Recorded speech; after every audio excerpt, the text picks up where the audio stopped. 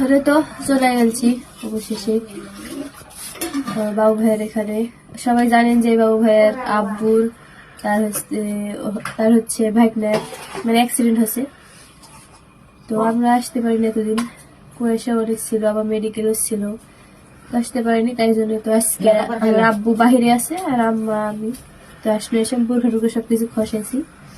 আর আমার বিপদ হলে তো আমার আব্বুর মানে কোনো কিছু হলেই আমার দুই ভাই যাচ্ছিল, সবসময় দুই যাচ্ছিল। তো আপনারা দেখেন নিয়ে আসতে পারেনি, মানে আবার বাবু ভাইয়ের আব্বুরও তো জানেন অ্যাক্সিডেন্ট হয়েছে, তাই জন্য যেতে পারেনি। আর দুজনে বিপদ আপদে ধরে যাচ্ছিল আমার কাছে, তো তাই জন্য আমরা আজকে সময় পাই আজকে আসলাম।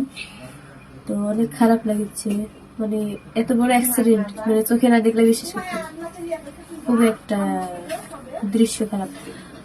তো আপনার সবাই দোয়া করবেন তার জন্য, তাড়াতাড়ি যেন সুস্থ হয়ে যায়। আর কিন্তু আপন মানুষের চেয়ে কিন্তু পর মানুষই কিন্তু অনেক ভালো, বুঝছেন?